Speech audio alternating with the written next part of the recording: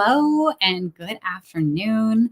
I'm Katie McManus, business strategist and money mindset coach for ADHD business owners, to show you exactly how you can get high-paying clients in less time with fewer distractions.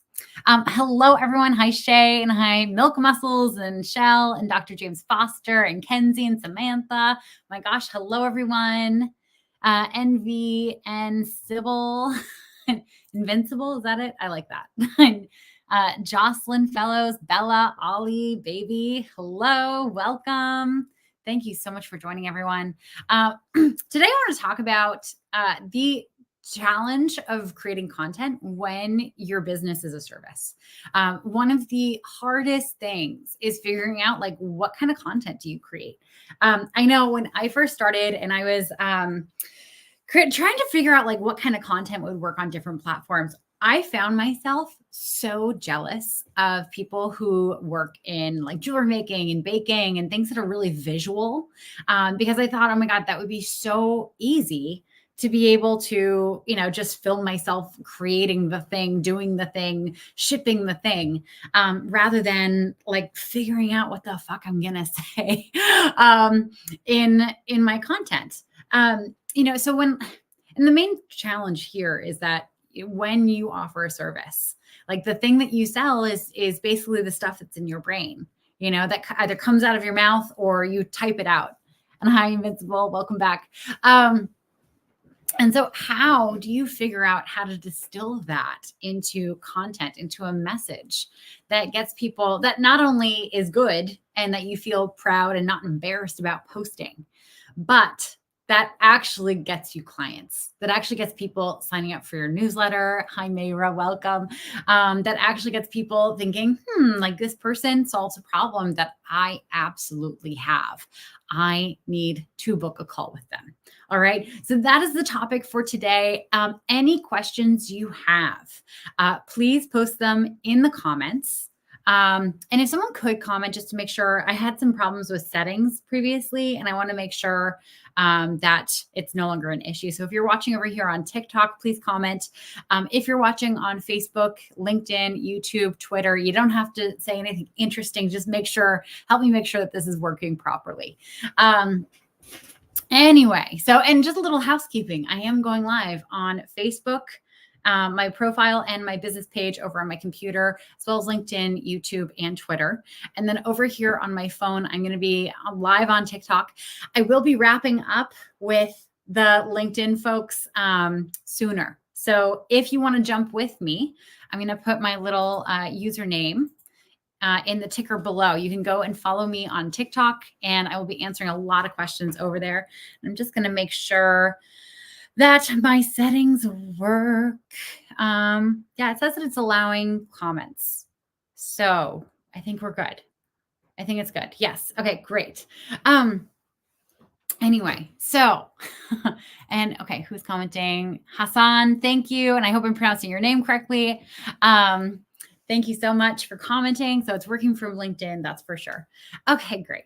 So one of the examples that comes up so often for me when I'm talking to potential clients and talking to people in my world is this phrase, like, I want to be like Gary Vee. And if you don't know who Gary Vee is, it's Gary Vaynerchuk.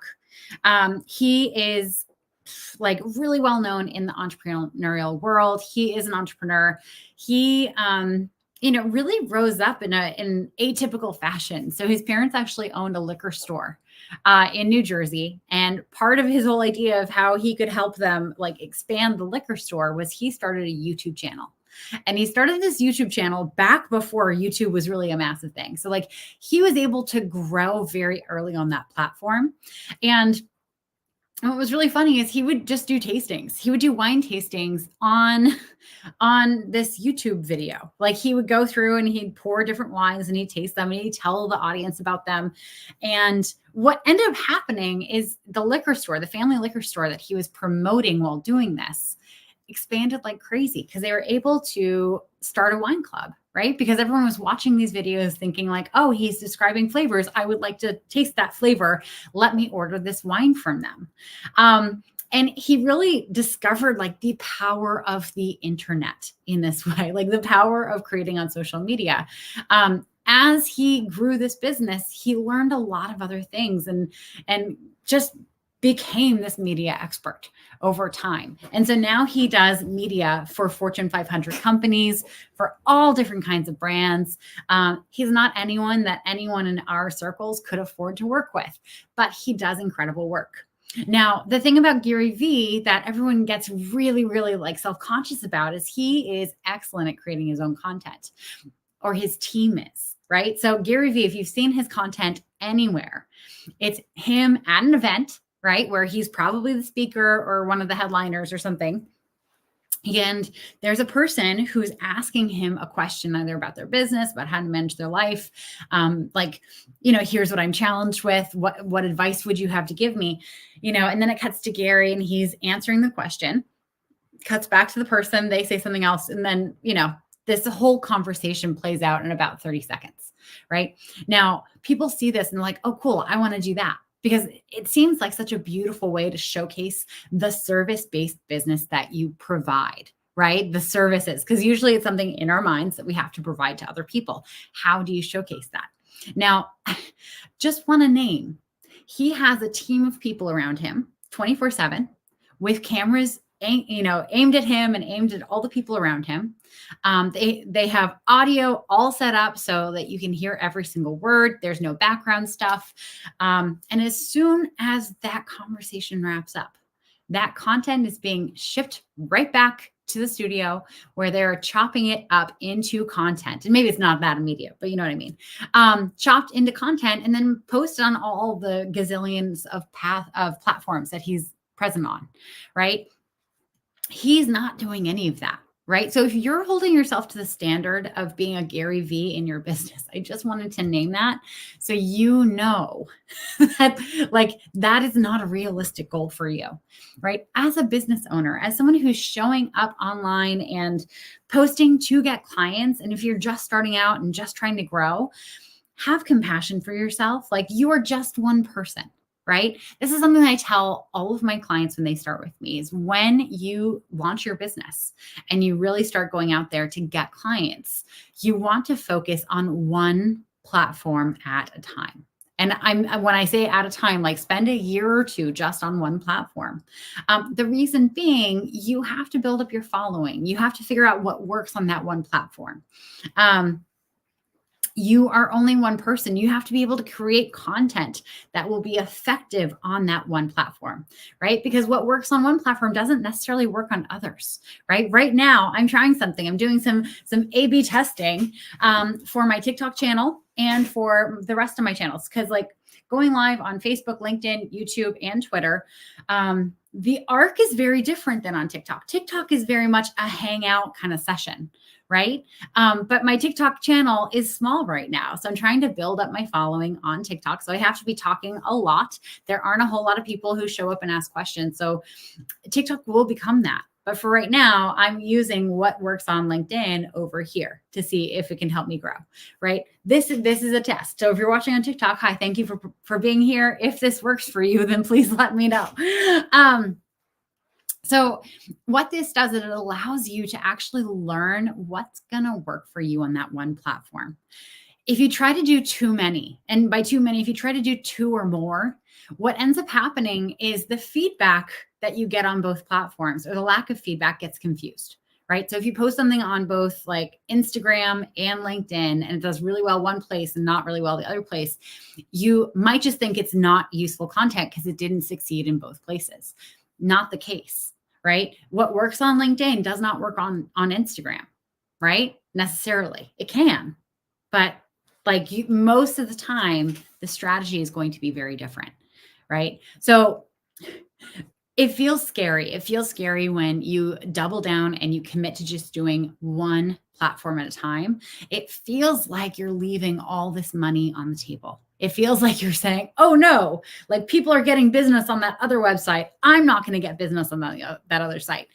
It's not that at all. It's not like you will get to the point where you're on multiple platforms. You absolutely will. It's coming. It's going to happen. But you have to build a solid base. You have to start making money first, right? And to make money, you have to get clients. And to get clients, you have to get in front of people who are your ideal clients, right? And hello, welcome user. And Erica Whitehall, thank you for being here. And Invincible, thank you. You know, so it's totally normal to be afraid to double down on just one platform, right? But if you're starting a business, you have to know that you have to start somewhere, right? And you're only going to learn how to do one platform really well if it's your only platform, right? There's so much that you can do in the beginning to get your business in front of people. Not all of it's helpful, right? Posting just for the sake of posting does not actually get you clients, right? I can't tell you how many life coaches have started working with me after being in business for like 2+ years. And they've been posting on Instagram every single day religiously for a year and a half. They've never gotten a client from it. And they really don't have a big following. They've been posting all this content and they still are under 600 people following them. And when you go and you look at their content, it's inspirational quotes, it's pictures of sunrises and sunsets, it's pictures of their dog. Like that stuff is beautiful if you want people to get an insight as to who you are as a human being, but it's not going to get you clients, right? For you to get clients on social media, you have to create content that's designed to get clients. And hi, Liz, welcome. Thanks for being here. So when you're promoting your services, another fear that comes up often is, okay, well, if I'm not going to be Gary Vee and I can't like post inspirational content to get clients or inspirational quotes, what do I have to do? Do I have to go and like brag about how incredible I am and really like, pump myself up and pat my own back and like be really full of myself? Like I'm seeing kind of like the bro-y people do. Hard, no, you don't have to do that. I would actually argue that the more you do that, the more you look like you're trying to convince people that you know what you're talking about. And here's the thing about people who don't know what they're talking about. That's what they spend their time doing. They spend their time trying to convince other people that they are an expert, right? If you're already an expert, you don't have to do that, right? A neurosurgeon doesn't go around just like trying to prove that they know a shit ton about the brain. No, they don't have time for that. They're operating on brains. Okay. Like they're too busy in surgery to do that. So you don't have to brag about yourself, but what do you talk about then, right? Because you provide a service. How do you explain to people like what it is that you do and how cool it is and how it can really help them if you're not talking about yourself? And here's the key. You want to talk about your ideal client. And even if you've never had a client before, right? I want you to talk about that ideal person who has a set of problems, a set of fears and frustrations that they don't know how to move past. And they also have this bigger vision for their future. They also know, like, here's what I want more than anything. It might be something that they're so afraid that they can't get that they haven't mentioned it to a single soul, right? I want you creating content around that.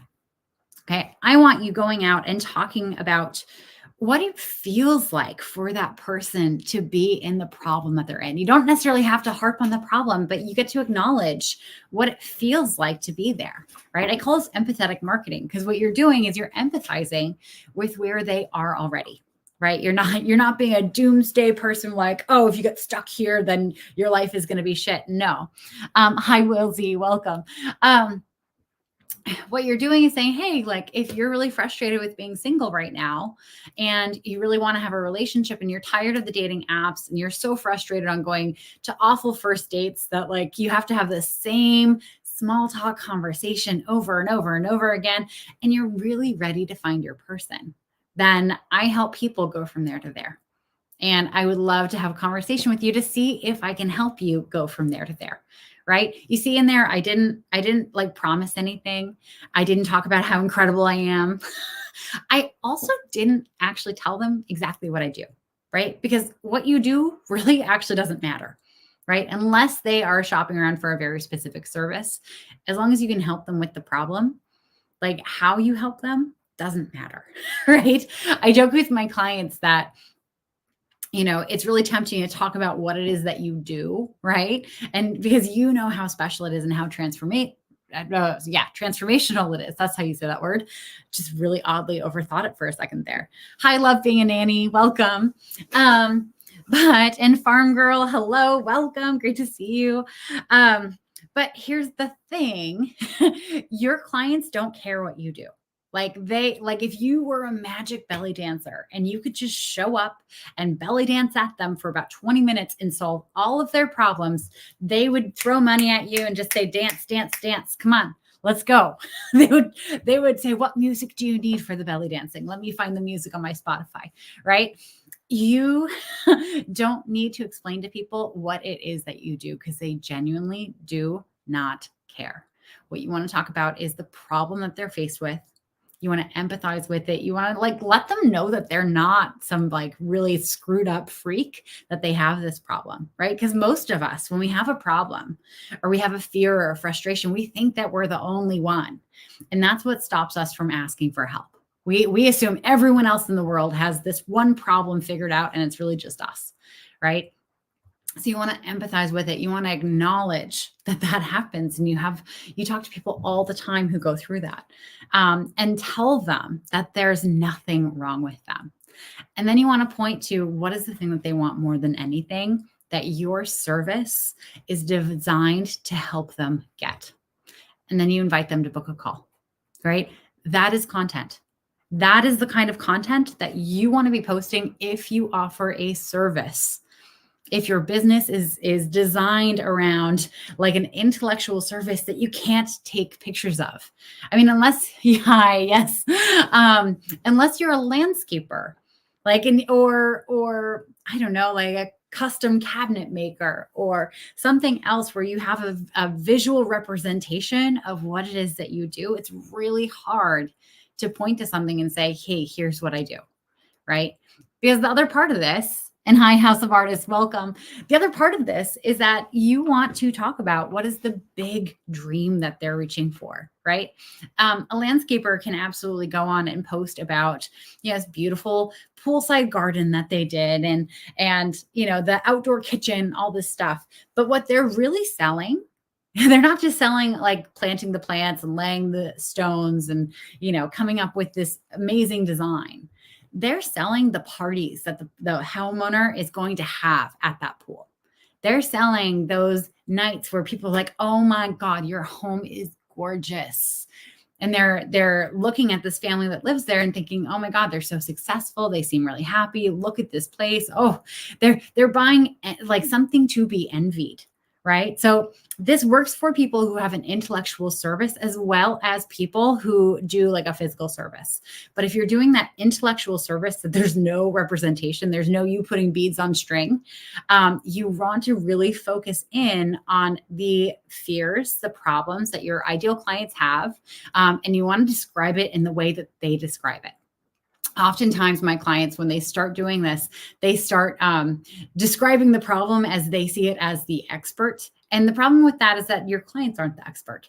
So when you start acknowledging their problems in a different language than they see it, it doesn't connect with them, right? And I want to say hi to Stride for Home and Mischief. I love that name.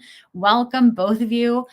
And so when you have all this figured out, and if you don't have this figured out, if you have no idea about the main problems that your ideal clients have and what they want more than anything, then my next question or my next challenge for you, and hi, Mitch, welcome, is to go and find your niche, right? Because it's very obvious you don't have one, right? People think a niche is a demographic set. It's like women from ages 25 to 35 with blonde hair, right?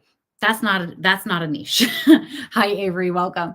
A niche is a set of people who have a similar set of problems, right? Who want a similar outcome, right? Now, the impact when you have a content plan that lays out exactly where your clients are starting from and points to where they want to go is you start growing a following of people who, even if they're not ready to buy right now, they're paying attention to you. They're like, oh, this person gets me. I kind of want that outcome that they provide for their clients. I'm not ready for it yet now, though. So I'm going to follow them. I'm going to like their stuff. I'm going to comment on their stuff, maybe. I'm going to stay in their world. until I'm ready to make this decision for myself. Right. It's not viral. Like everyone wants to go viral on all the social media platforms. That's not actually what's going to get you high paying clients. It's the smaller, more nurtured group of people who have opted in to hearing what you have to say week in and week out, who in the back of their mind are kind of like daydreaming about the day that they start working with you. That is the goal, right? And of course, when they're ready to work with you, you're going to be their very first call. When they're ready to like make a move on this problem that you address all the time, you're like the common sense person that they should be reaching out to. 100%. So take a deep breath. If you're worried about not being Gary Vee, welcome to the club. None of us are going to be Gary Vee. Gary Vee is his own animal. Like he's his own like species in like subspecies of human. Like his whole ability to show up on social media is not something that most of us can realistically plan on, right? I mean, unless you're independently wealthy and you're really known for something already. But it doesn't mean that you can't get clients right where you are right now with everything that's already in your brain. I do want to open this up to questions. So if you have any questions about how this can apply to your business, how you can create content for your business, then please put your questions in the chat. I'm also, hi, Bree, welcome. And Joshua and Avery, welcome. I also want to acknowledge that if you want me to do a little deep dive on a social media platform of yours and look at one of your accounts, you can go to the link in my bio and you can submit for a 10-minute coaching session. Those are $47. I will give you kind but real feedback on what it is that you're doing on social media that's working and what you're doing that's actually preventing you from getting high-paying clients. If you're watching me on Facebook, on LinkedIn, on YouTube, on Twitter, I am going to be ending the live here. I am going to continue going live on TikTok, which if you follow this little tracker, that is my username on TikTok. So you can come and join me over there. To Hassan, thank you so much for being here. I hope this is super useful for you all. I am staying over here on TikTok though. So if you're watching on TikTok, I'm not saying goodbye to you guys. I'm hanging out for a bit, but have a great day, everyone. I'll be going live on the LinkedIn worlds again tomorrow. Okay. And we're going to end that stream.